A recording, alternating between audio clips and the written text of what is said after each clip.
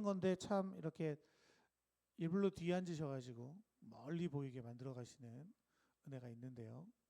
앞자리에 앉아서 좀 제가 보일 수 있도록 하면 어떨까라는 생각이 조금 듭니다. 예, 억지로 하실 필요는 없고요. 네. 저희 민수기 계속 보고 있습니다. 26장 우리 지난주 본문에서는요, 땅을 분배했죠. 그 종족별로 또 수가 많은 사람은 큰 땅을, 적은 종족은 작은 땅을 나눠줬습니다. 그런데 좀 웃긴 게 생각해 보면요, 지금 이스라엘 백성들이 가나안 땅을 정복한 상태입니까? 아니죠. 지금 그들은 여전히 모압 평지에 있습니다. 모압 평지에 있으면서 이렇게 가나안 지도를 쫙 펼쳐가지고 가져갈 땅을 이렇게 서로 나누고 있는 상황인 거예요.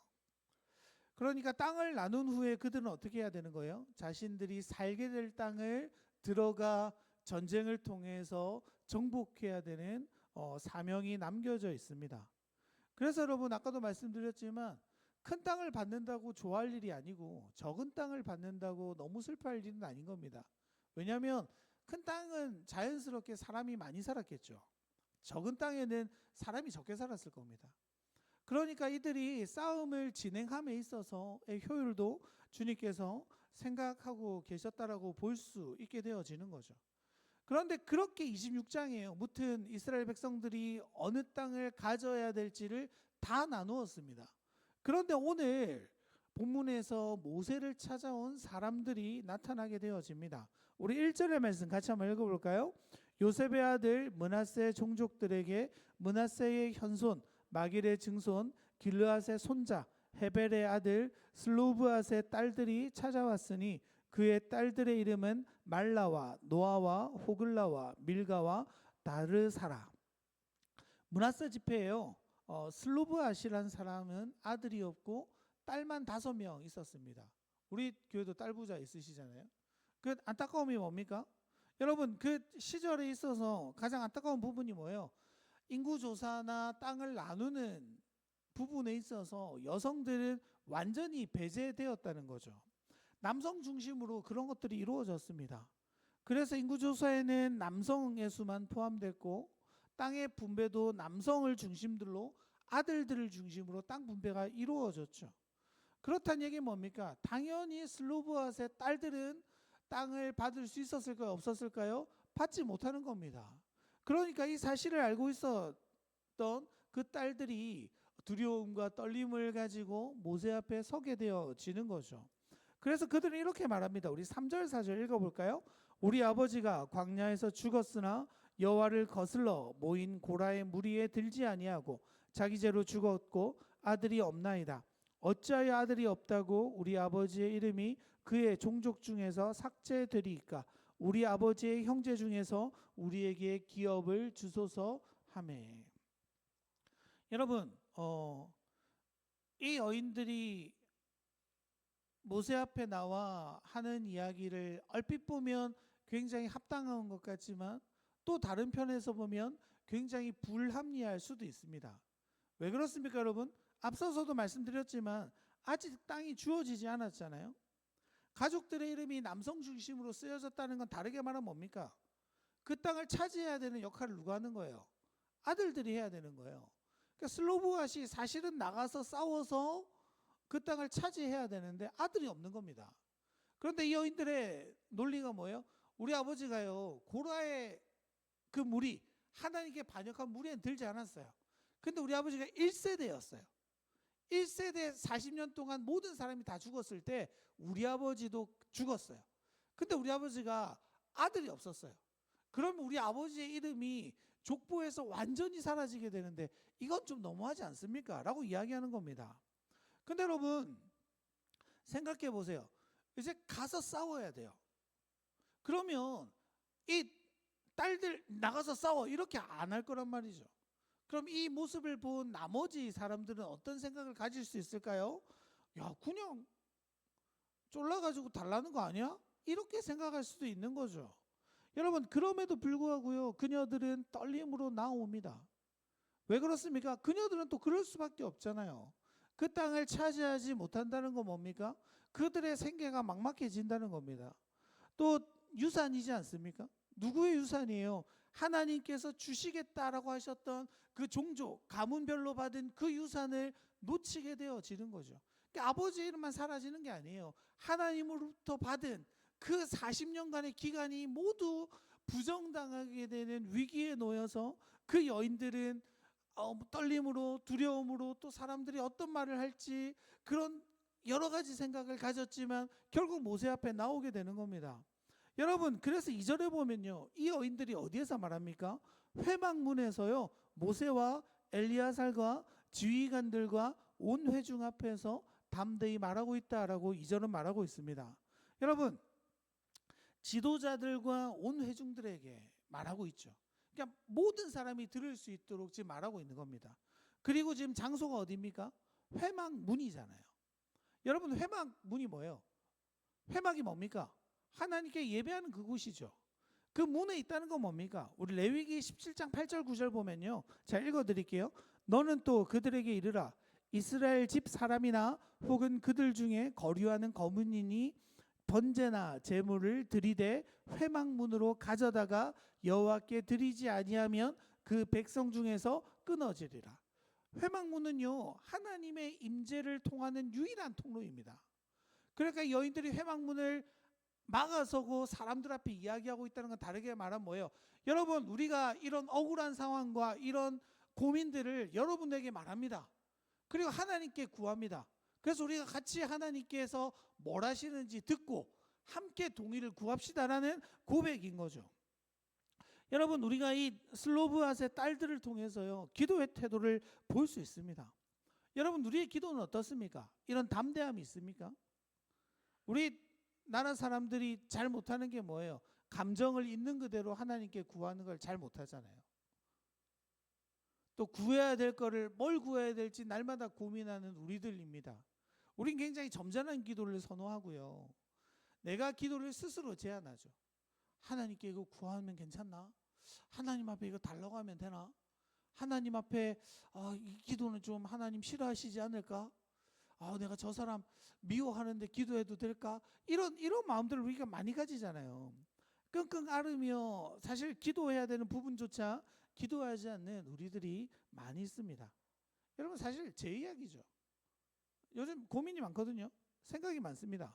그 교회가 여러 가지 지금 변화들을 가져가는 상황들 속에서 뭐 교회가 사실 시스템이 전체적으로 변화 있는 상황에서 이렇게 해볼까, 저렇게 해볼까, 이건 될까, 저건 될까, 안 되면 어떡하지, 반대하시면 어떡하지, 또 안 좋은 얘기 들으면 또 혼자 막 삐져가지고 막 누워 있거든요. 여러분, 근데요, 제가 이 본문을 한 주간 묵상하면서 들었던 생각이, 나도 생각이 너무 많구나. 이 생각들을 가지고 하나님 앞에 담대히 나와 우리 성도들과 함께 이야기하기보다 내 고민들로 이야기하고 있진 않은가라는 생각들이 들어지는 겁니다. 그래서 요즘 생각을 좀 멈추고요, 기도하려고 합니다. 그러다 보면 어떨까요, 여러분? 우리는 그렇게 생각하잖아요. 교회가 운영되어져 가는 방식이 합리적이고 효과적인 방법들이라고 생각하는데요, 그것보다 더 중요한 게 뭡니까? 하나님께서 보여주시고 제시하시는 방식이 사실 최선의 방식이죠. 제가 제주도에서 이렇게 사역을 하다가 사역을 쉬고 있는 제 친구가 오늘 수술했는데, 그래서 부산에 찾아왔습니다. 그래서 이런저런 얘기를 나누다가 그 친구가 해준 이야기가 있습니다.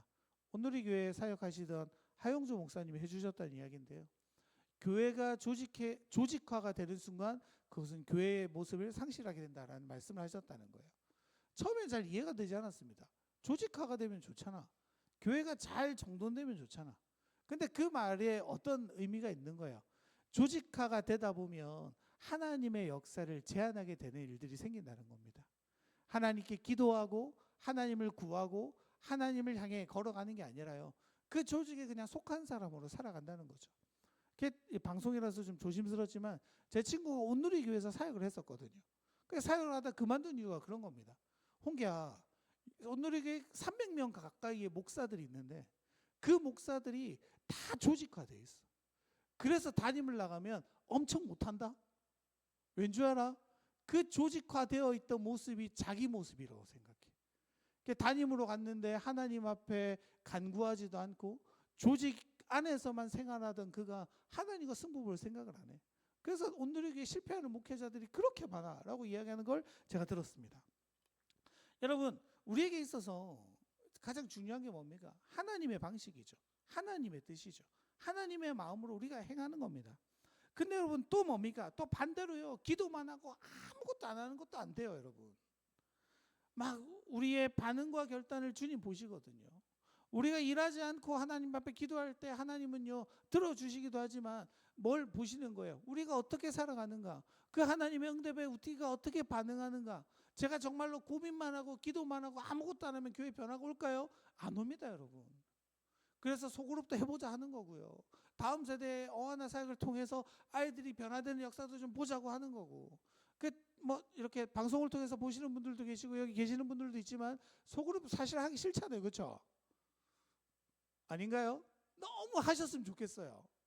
왜냐하면 그걸 통해 우리 교회가 좀 살아나고 회복된다는 믿음이 계속 주어집니다, 여러분. 그것들을 통해 우리가 정말로 삶의 고민들을 하나님께 풀어놓고 한 공동체로 되어가는 여정이라고 믿어요. 여러분 해보자는 거예요. 아무것도 하지 않고 우리 교회가 변화되면 좋겠습니다. 아무것도 하지 않고 우리 교회가 성장했으면 좋겠습니다. 이건 좀 너무 우리가 직무유기죠. 여러분 지금 슬로보아스의 딸들이 어때요? 주님 앞에 기도하면 나아갑시다라고 말하면서 그들이 어떻게 하는 겁니까? 모세 앞에 서요. 엘르아살 앞에 서요. 지휘관들과 온 회중들 앞에서는 담대한 모습을 보이죠. 여러분 생각해 보세요. 그 당시에 숫자에도 세주지 않던 그 여인들이 그 온 민족 앞에서 내가 따질 게 있어요 라고 나오면 사람들이 탐탁했었겠습니까? 그렇지 않았을 겁니다. 어쩌면 손가락질 당하고 무시당하고 그 여인들에게 공격당했을 수도 있어요. 그럼에도 불구하고 그녀들은요 그 하나님의 유업을 얻기 위해서 하나님 앞에 그리고 온 회중들 앞에 담대함으로 나아오는 거죠, 여러분. 여러분 그렇게 모세가 새로운 문제에 직면합니다. 모세가 듣기에도 합당한 이야기인 것 같습니다. 그리고 모세도 곧바로 하나님께 가서 해결책을 여쭈어 보죠. 그리고 주님 뭐라고 대답해 주십니까? 우리 7절 같이 한번 읽어볼까요? 7절입니다.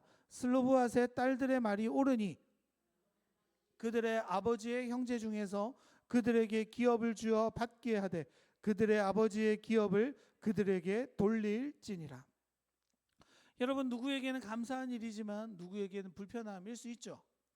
아까도 말했지만 아무것도 안 하고 땅을 유혹으로 받는다고 아버지가 죽었잖아 그럼 끝이지 뭘 더 받으려고 해 라고 할 수 있지만 여러분 그 땅을 받는다는 건 성경에서 이스라엘 백성에서 어떤 의미입니까?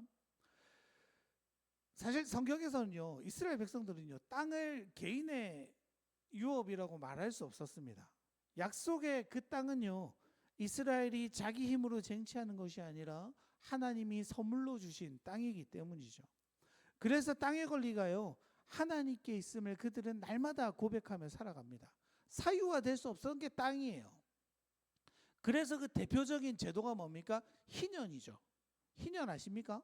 우리 레위기 25장 1절 한번 찾아보실래요? 이거는 레위기 25장 10절입니다.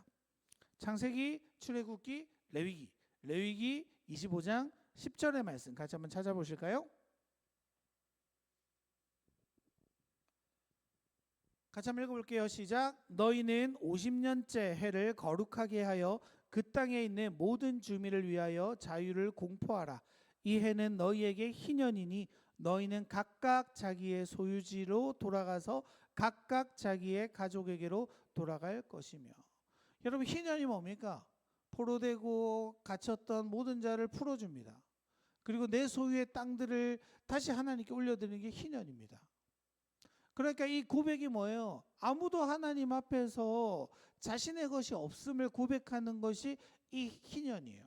그러니까 땅은 뭐예요? 오직 하나님의 선물이죠. 오직 하나님의 은혜로 주어지는 겁니다.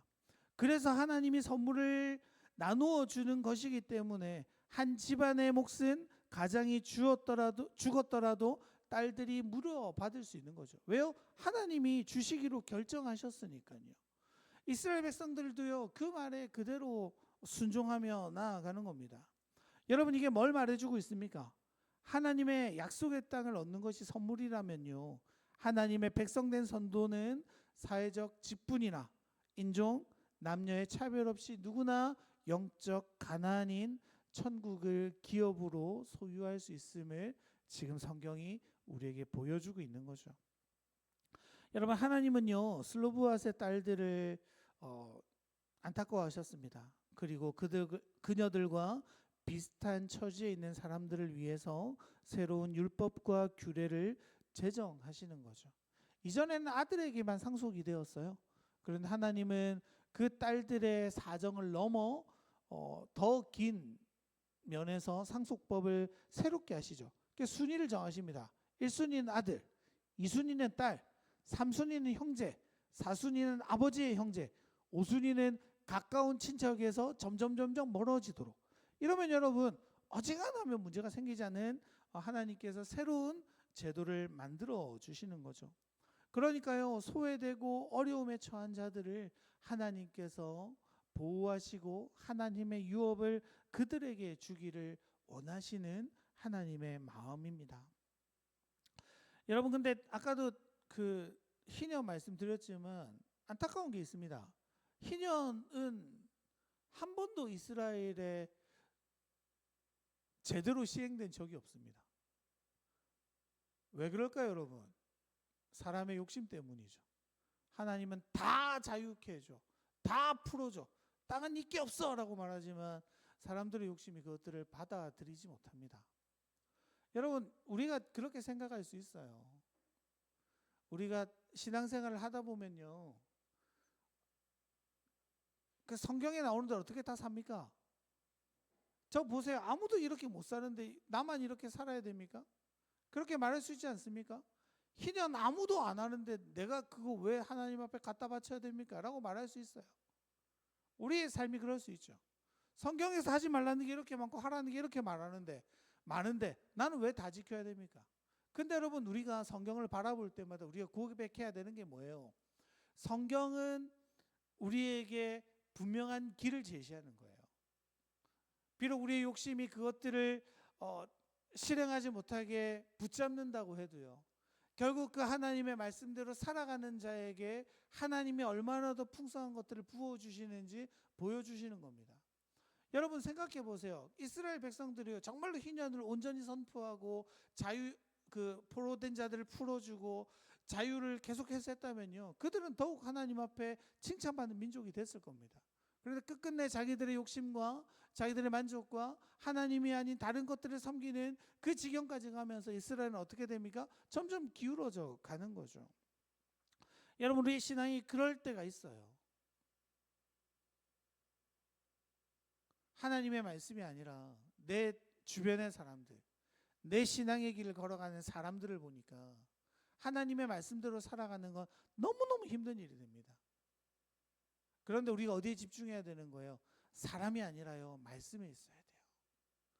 그렇게 살아간 사람이 없을지라도 그 길을 걸어가신 예수님의 길을 따라가는 것이 참된 그리스도인의 길인 겁니다.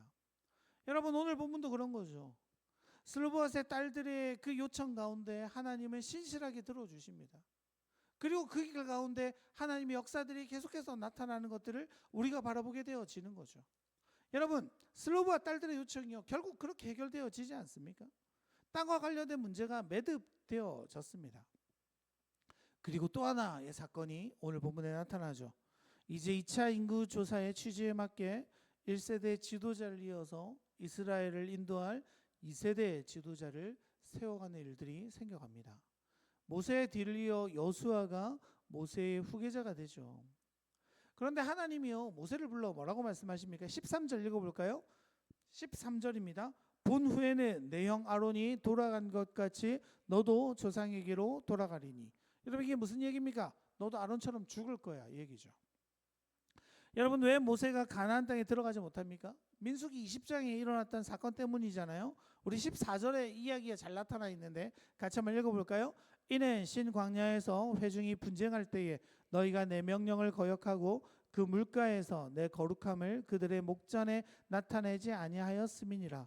이 물은 신광야 가데스의 무리바 물이니라. 여러분, 이게 어떤 일이었습니까? 이스라엘에 물이 없어서 불만하니까 하나님께서 모세에게 반석에게 명령하여 물을 내라 라고 말씀하셨습니다. 근데 모세가 어떻게 했죠? 지팡이를 탁 들어가지고 바위를 두 번 탁탁 치고 물을 내는 거죠. 여러분, 사실 이게 대단한 건 아니잖아요. 말 하나 지팡이로 두 번 치나 뭐가 달라라고 저만 생각했습니까? 저는 좀 그렇게 생각되더라고요. 무슨 차이지라고 생각했는데요. 여러분, 다르게 생각하면 뭐예요? 이전에 그런 일이 있었어요. 이전에 하나님이요, 모세야 지팡이로 바위를 두 번 쳐서 물로 내라고 했다고요. 그러니까 모세에게는 어쩌면 이전에도 이렇게 했으니까 이번에도 이렇게 하는 게 맞을 거야라고 생각했을 수도 있어요. 그런데 이게 하나님 보시기에 뭐예요? 하나님의 명령을 거절한 행위죠. 그리고 뭡니까? 사람들은 모세의 반복된 행동을 통해서 그 물을 내는 자가 누구라고 생각하는 거예요? 하나님이 아니라 그 지팡이 혹은 그 지팡이를 휘두르는 모세에게 능력이 있다라고 그들을 속여가는 겁니다. 그러니까 여러분, 지금 모세가 그 행위를 한 게 결국 뭐가 되는 거예요? 모세 자신이 하나님의 영광을 가리워 놓는 거죠. 모세가 우상이 되는 행동들을 그것을 통해 보여주는 겁니다. 지금 이스라엘 백성들이 하나님께 막 불만이 막 쏟아지고 있잖아요. 물 좀 달라고, 애굽으로 돌아가는 게 낫겠다고. 그 상황 속에서 하나님이 너희들을 이렇게 사랑하셔라고 보여주는 게 아니라 내가 보여줄게라는 그런 감정들이 모세에게 담겨져 있는 거죠. 그래서 여러분, 뭐라고 말하냐면 민수기 20장 10절에 보면요, 그 물을 내면서 이렇게 말합니다. 모세와 아론이 회중을 그 반석 앞에 모으고 모세가 그들에게 이르되 반역한 너희여 들으라. 우리가 너희를 위하여 이 반석에서 물을 내랴 하고. 여러분, 여기 하나님이라는 단어가 없죠. 우리가라고 말합니다. 모세와 아론이 물을 내는 것처럼 그들에게 보여지는 거죠. 하나님은요, 그 죄를 중하게 여기셔서 모세는 가나안 땅으로 갈 수 없다라고 말하십니다. 사실 여러분, 생각해 보세요. 모세로서는 억울하지 않겠습니까? 저 같으면 억울해서 잠도 못 잘 것 같아요. 이스라엘 백성들의 삶을 보세요. 뭐 껄핏하면 죄짓고 껄핏하면 우상 숭배하고 껄핏하면 불평하는 게 그들의 삶이었는데, 모세가 한 번 잘못했다고 하나님께서 야, 너 가나안 땅 못 가 이렇게 말씀하시면 여러분, 열받지 않겠습니까? 여러분, 생각해 보세요. 여러분, 우리 막 이렇게 막 기도 많이 해서 하나님한테 로또 달라고, 예를 들어서요, 하지 마세요. 로또 달라고 막 기도했어요. 하나님 꿈에 탁 나타나셔가지고 번호를 다 알려주셨어요. 나만 빼고. 그럼 제가 억울하겠어요? 안 억울하겠어요? 안 억울합니까? 저만 돈 욕심이 그득그득한 겁니까? 그런 거랑 비슷한 거예요, 여러분. 이스라엘 백성들이요, 그 하나님 앞에 그 끔찍한 죄들을 지으면서 주님이 용서해 주셨는데 모세는 그렇지 않은 거죠. 이유가 뭡니까? 첫 번째는 하나님의 영광을 가리웠기 때문이죠. 사실 이거랑 연결되는데요, 모세가 누구였기 때문입니까? 이스라엘을 인도하는 지도자였기 때문이죠. 여러분, 그게 하나님, 지도자를 하나님께서 더 무거운 책임감과 더 무거운 영적인 기준을 두어 가시는 거죠. 여러분, 제가요 자주 그런 얘기 하잖아요. 여러분이랑 저랑 다른 게 있습니까? 제가 더 막 성인이었고 제가 더 특별하게 부름받았고 저는 막 성직이고 이렇습니까? 그렇게 얘기를 해도 고민하시면 안 되는데, 똑같다 그랬잖아요. 똑같다 그랬잖아요. 우리는 왕 같은 제사장이고 택하신 족속이고 주님의 소유라고 똑같다 그랬잖아요. 근데 여러분, 그럼에도 불구하고 여러분들이 제가 잘못 살면 좀 더 손가락질 하실 거죠. 왜 그렇습니까? 말씀을 전하는 자이기 때문이죠. 하나님께서 교회의 리더로 어찌되든 세우신 사람이기 때문이죠. 여러분, 그래서요, 말씀을 전하는 자가 얼마나 말씀 안에 바로 살아야 되는 부담들이 있는 겁니다. 여러분, 그렇죠. 지금 모세도 그런 거예요. 근데 여러분, 모세의 대단한 점이 뭐예요? 불평하지 않아요. 원망하지 않아요. 그대로 수용합니다. 왜 그렇습니까, 여러분? 가나안 땅에 가는 건 자신의 능력이 아니라 하나님의 선물이기 때문이죠.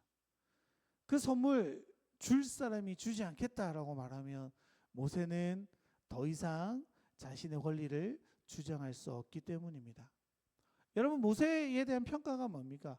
이 사람 모세는 온 지면에서 가장 온유한 사람이라는 게 모세에 대한 평가죠.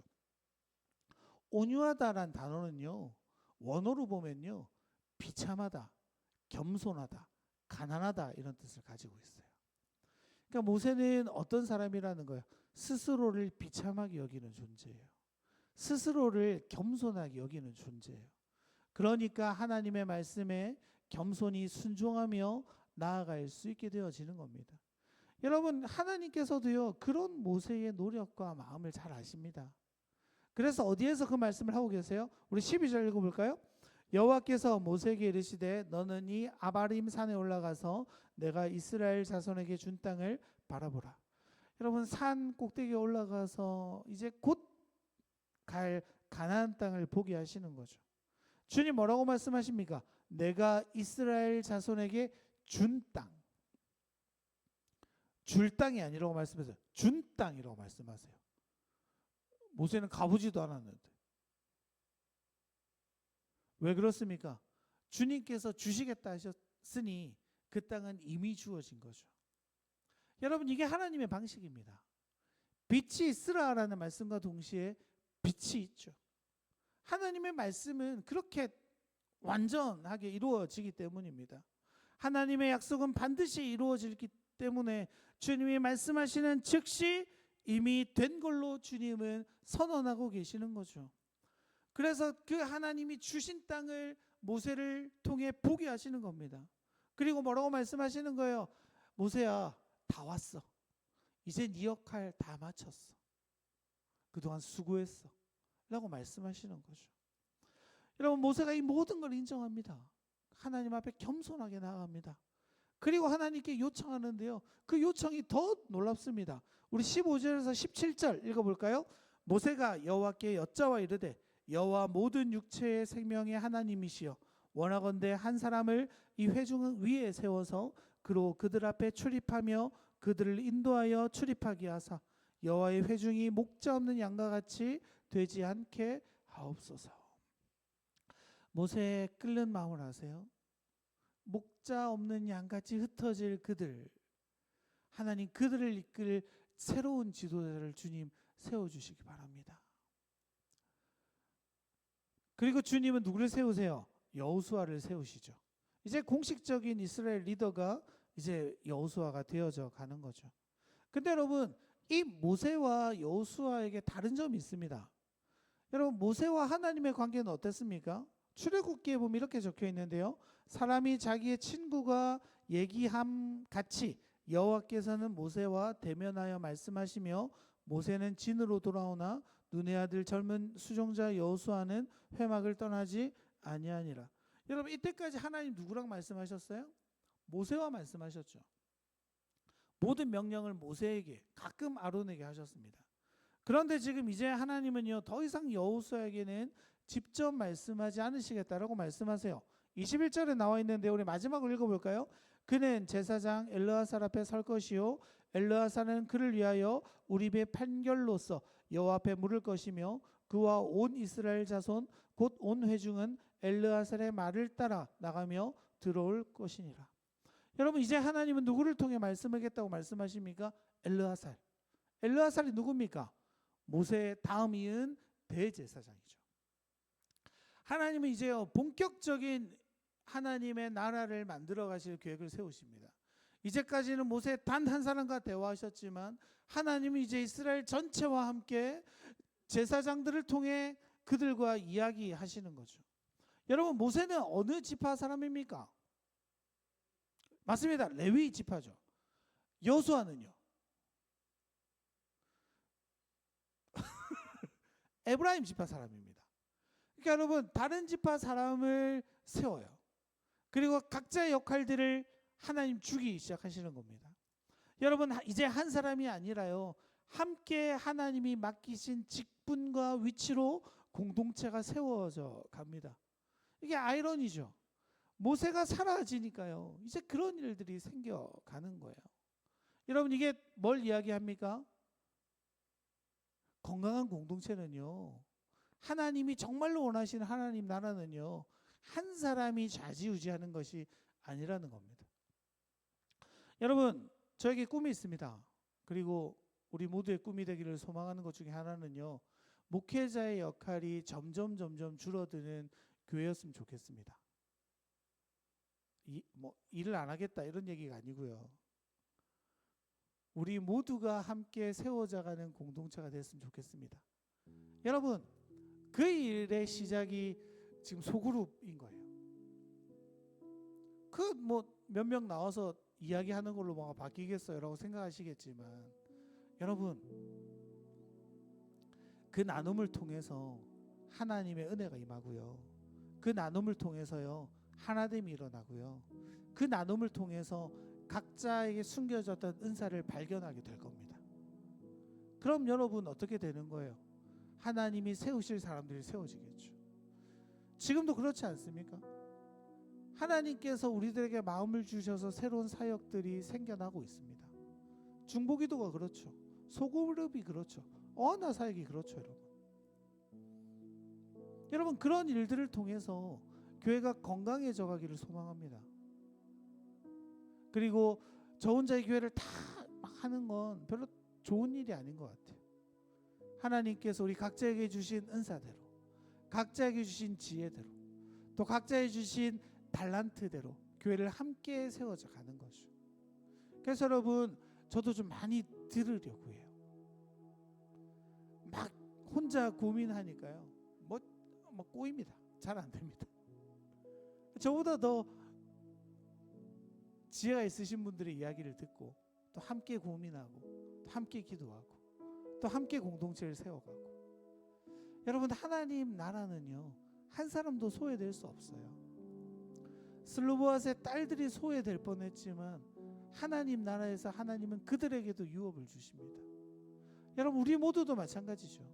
내가 나이 많아서, 내가 여자여서, 내가 어려서, 내가 성격이 안 좋아서, 내가 또 뭐 있을까요? 가난해서 이런 걸 못하겠어요. 그 아닙니다. 여러분, 두려움과 떨림으로 하나님 앞에 나온다면요, 두려움과 떨림으로 하나님께 나를 드린다면요, 하나님 우리에게도 반드시 유업을 허락하실 줄로 믿습니다. 여러분, 지금 가나안 땅에 들어가는 멤버들이 그렇잖아요. 슬로보아스의 딸들이요, 갈렙이요,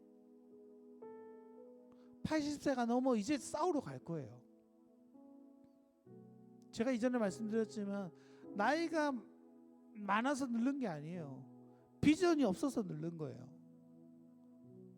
나이가 많아서 사역을 못하는 게 아닙니다. 마음이 없어서 사역을 못하는 겁니다. 여러분, 주님은 오늘도 우리에게 보여주시죠. 내가 너희에게 보여줄 그 하나님 나라가 어떻게 이루어지는지 보아라. 남녀 불문 상관없어. 나이가 상관없어. 인종이 상관없어. 내게 나오고 유업을 요청하는 자에게 줄 거야. 그리고 너희 각 사람에게 주어진 그 역할들을 온전히 감당하게 내가 만들어 갈 거야. 그곳에 하나님 나라가 이루어집니다. 여러분, 우리 교회가 정말로 그렇게 성장하는 교회가 되기를 소망합니다.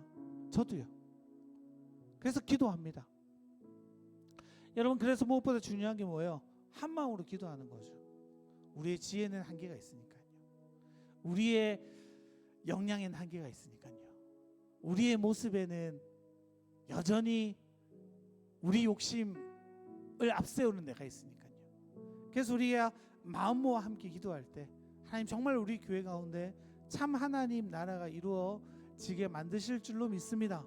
그래서 우리 함께 마음을 모아 기도하며 나아가길 바랍니다. 우리 함께 찬양할까요? 우리 함께 기도해